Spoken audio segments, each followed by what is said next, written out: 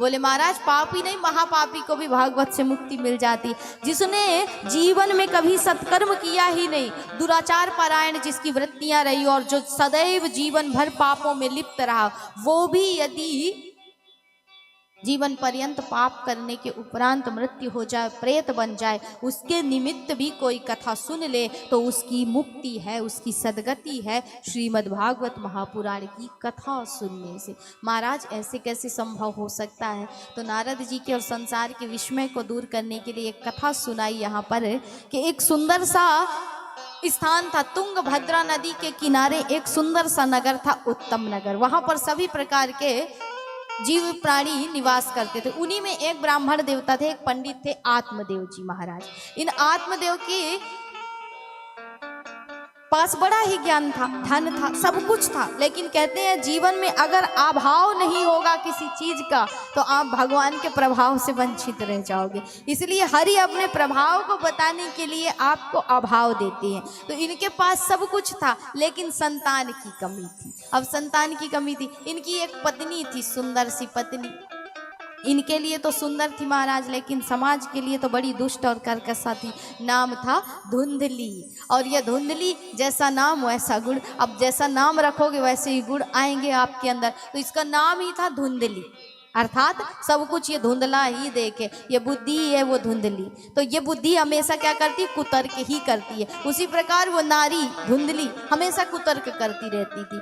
अब एक दिन महाराज इनके मन में विचार आया, पंडित जी के मन में विचार आया, बड़े ही दुखित मन से विचार करते हैं कि मैंने ऐसा कौन सा पाप किया कि पितर मुझसे संतुष्ट नहीं है। मेरे घर में गऊ बंध्या हो जाती है और तो और वृक्ष भी कभी हरा भरा नहीं होता है। लोगों के ताने सुन सुन करके ये परेशान हो गए और ग्लानि बस दुखी होकर के ये सीधे ग्रह का परित्याग करके वन में चले गए। जा करके एक निर्जन वन में बैठ गए और वहीं पर बैठे बैठे विचार करने लगे कि अपने प्राणों को त्याग दूंगा लेकिन आज लौट करके बिन पुत्र प्राप्ति के वरदान के लौट करके घर नहीं जाऊंगा।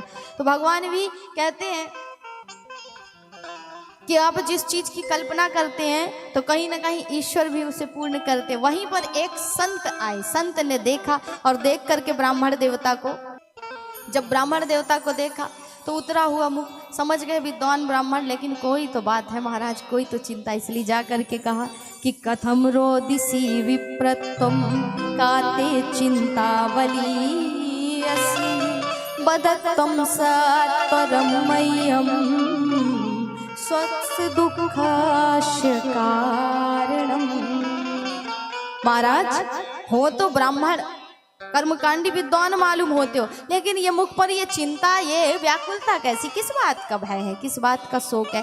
ब्राह्मण देवता ने जैसे ही देखा तो जाकर के दंडवत गिर गए और कहा महाराज बाकी सब तो है लेकिन जीवन में संतान का सुख नहीं, संतान का अभाव है और शायद इसी वजह से मेरे पितर मुझसे खुश नहीं है। मेरे घर में कोई भी संपन्नता नहीं है, सिर्फ एक संतान का सुख ना होने से। तो संत ने भी समझाया, क्योंकि संत का काम होता है, संत अर्थात जो संसार की समस्याओं का करे अंत, वही है संत। इसलिए संत ने कहा कि तुम्हें क्या चाहिए? बोले महाराज संतान प्राप्ति का वरदान चाहिए। तो संत ने कहा कि महाराज मुंचा ज्ञानम प्रजा रूपम बलिष्ठा कर्मणो गति विवेकम तू समासाध्यै त्यज संसार वासुनम। क्या कहते हो ब्राह्मण देवता कि संतान चाहिए, संतान लेकर के क्या करोगे? बोले इस लोक में गति, उस लोक में परम गति, सदगति। बोले संतान किसी को सुख नहीं देता है, इतनी बात आप ध्यान रखिएगा।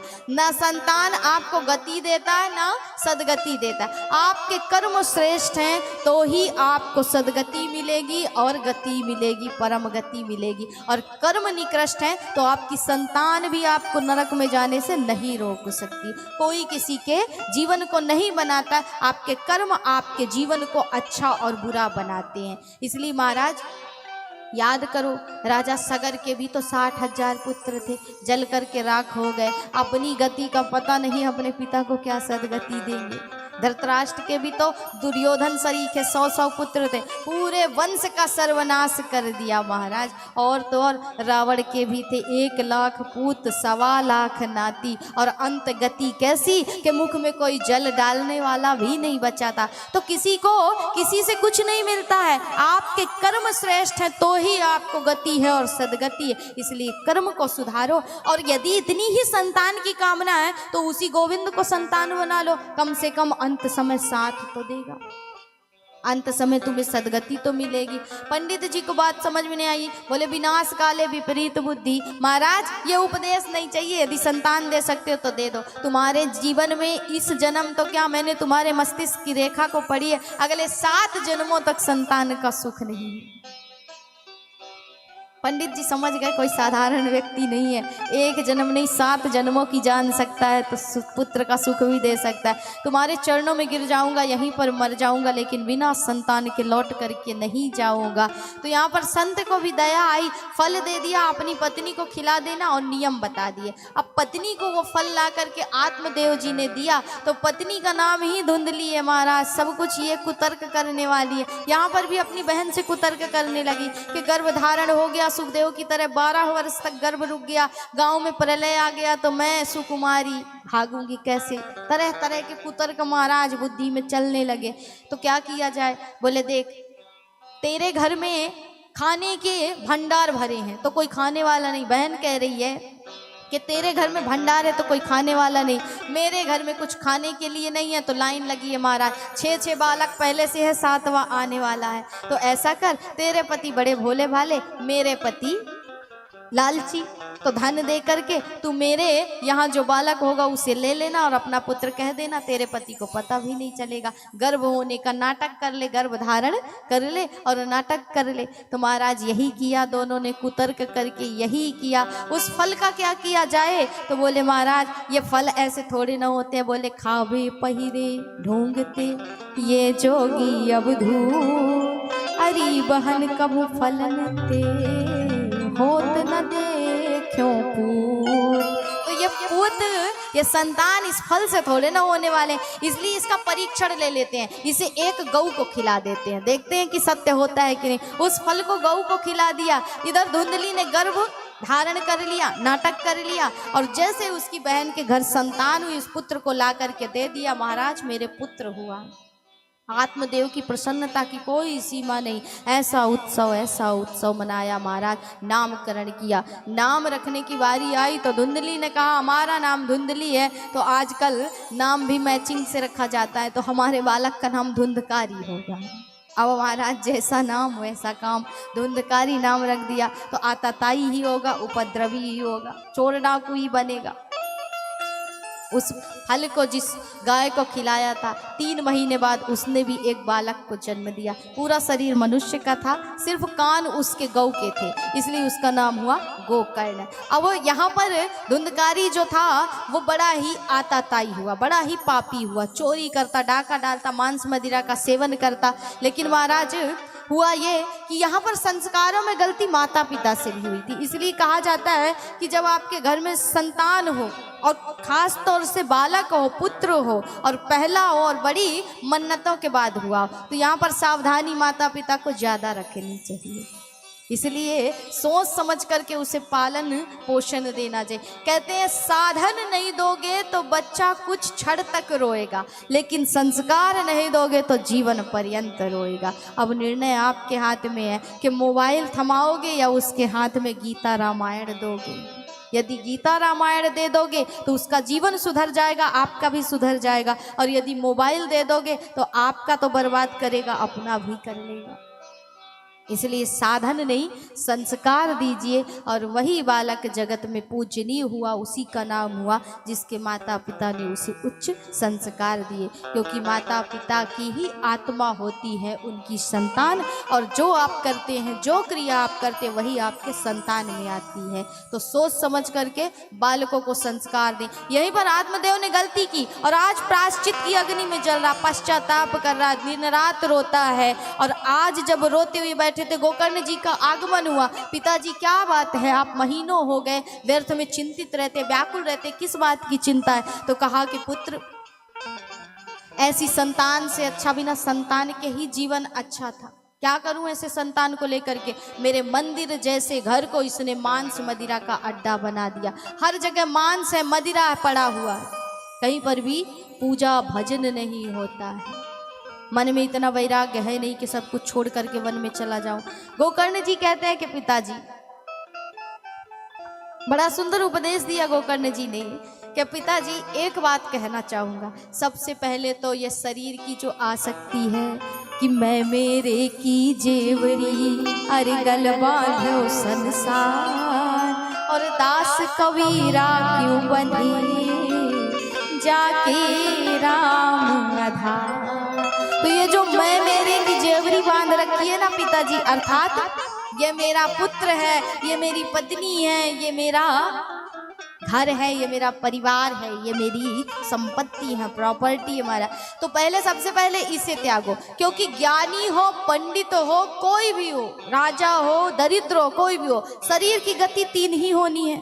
चाहे जितना अमीर से अमीर हो, चाहे जितना गरीब से गरीब हो, शरीर की तीन ही गति होनी है। जला दोगे तो राख हो जाएगी, गाड़ दोगे तो कीड़े मकोड़े चुन खाएंगे, और फेंक दोगे तो चील कौए नोच ले जाएंगे। तो शरीर की कोई गति नहीं है, गति तो सिर्फ आत्मा की है, सदगति तो सिर्फ आत्मा की है। इसलिए पिताजी सिर्फ एक ही बात कहना चाहूँगा कि आपने कहा कि वन में जाने कि मुझ में इतनी क्षमता नहीं है कि मैं सब कुछ त्याग करके वैराग्य लेकर के वन में चला जाऊं। तो वन में जाने से यदि भगवान मिलते तो वन में तो उन जीवों का, उन पशुओं का जन्म ही वन में हुआ, तो हमसे पहले भगवान उनको मिल गए होते, लेकिन क्या मिले, वो भी भटक रहे आज। तो जब तक मन की खटपट नहीं शांत होगी तब तक वन में जाने से भी कोई फायदा नहीं। कहते ना, एक कथा आती है कि एक यात्री जा रहा था अपने घोड़े को लेकर के, उसके घोड़े को प्यास लग गई, थक गया, घोड़ा बड़े प्यास से व्याकुल हो गया, तो एक कुएं के पास रुक गया।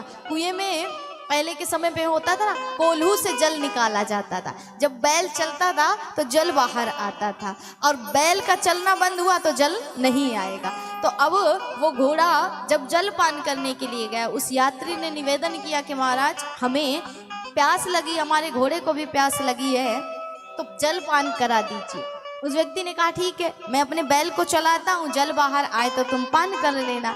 अब बैल चलता तो बैल के पैरों की आहट से घोड़ा पानी नहीं पी रहा है। तो उस व्यक्ति ने कहा कि कुछ समय के लिए अपने बैल को रोक दो, इसके पैरों की आहट से हमारा घोड़ा जल पान नहीं कर पा रहा है। तो उस सज्जन ने कहा कि महाराज अगर बैल नहीं चलेगा तो जल आएगा नहीं, और जल आएगा नहीं तो ये पान कैसे करेगा। तो उस व्यक्ति ने बड़ी सुंदर बात बताई है जीवन में कि ये खटपट जो है, ये बैल की जो खटपट है वो चलती रहेगी। अब इस खटपट के बीच में ही आपको जल का पान करना है, अर्थात संसार की समस्याओं का कोई अंत नहीं है। इन समस्याओं में रह करके ही आपको अपने मन को वैरागी बनाना है। तन से वैरागी कोई नहीं होता है, तन का वैराग कोई नहीं ले सकता है, मन से वैरागी बनिए। आप किसी कहते हो, बोले महाराज जो टीका लगा ले, भगवा पहन ले, वो संत है। बोले संत वो नहीं है, संत कौन है? तो कहते हैं संत के 5 लक्षण होते हैं जीवन में। अगर कोई जीन्स भी पहनता है, कोई पैंट शर्ट भी पहनता है, अगर उसके अंदर ये 5 लक्षण है, वही संत है। और उसकी संगत करिए, और जब उसकी संगत करोगे मन की खटपट शांत होगी, और जिस दिन मन की खटपट शांत हुई उस दिन मन वैरागी होगा, और जब मन वैरागी होगा पिताजी तब तो मन हरि में लगेगा। इसलिए 5 लक्षण वाले व्यक्ति को संत कहा गया है, जिसमें सहनशीलता हो, सर्वप्रथम जिसमें सहनशीलता हो। दूसरी बात, जो दयालु हो, सब पर दया करने वाला हो, सबको समदृष्टि से देखने वाला हो। तीसरा, जो सबका भला चाहने वाला हो। और चौथा, जो किसी को भी अपना शत्रु ना माने। संसार में ना कोई मेरा ना कोई तेरा, कुछ भी नहीं महाराज, समभावना, समदृष्टि। और 5वां, जो सदैव शांत रहता हो, वही संत है। और जिसमें ये 5 लक्षण हैं तो आवश्यक नहीं है कि जो कंठी पहने, तिलक लगाए, वही संत है। बोले जिसके अंदर ये 5 लक्षण है वो संत है। और ऐसे व्यक्ति की संगत करिए, मन में वैराग्य अपने आप आ जाएगा। और जब तक पिताजी मन से वैराग्य नहीं होगा तुम मन को विषयों से अनासक्त नहीं बनाओगे तब तक आपको भगवान नहीं मिल सकते और मन अशांत ही रहेगा। इसलिए मन को विषयों से अनासक्त बनाइए, क्योंकि मन ही बंधन का, मन ही मुक्ति का कारण है। मन के हारे हार और मन के जीते जीत है। इसलिए मन से आप हार गए तो आप कुछ नहीं कर सकते, और मन में आपने संकल्प ले लिया तो आपके लिए कोई भी कार्य असंभव नहीं है। इसलिए मन में जाने से किसी को भगवान आज तक नहीं मिले हैं। इस मन को वन बनाइए, मन को वैरागी बनाइए, तभी भगवान की आपको प्राप्ति होगी। गोकर्ण जी ने उपदेश दिया, आत्मदेव जी वहां से चले गए और जाकर के वन में एकांत का सेवन किया। एकांत का सेवन करके प्रभु में समाहित हो गए। 10वें स्कंद का पाठ किया भागवत जी के, और वहीं पर हरि में समाहित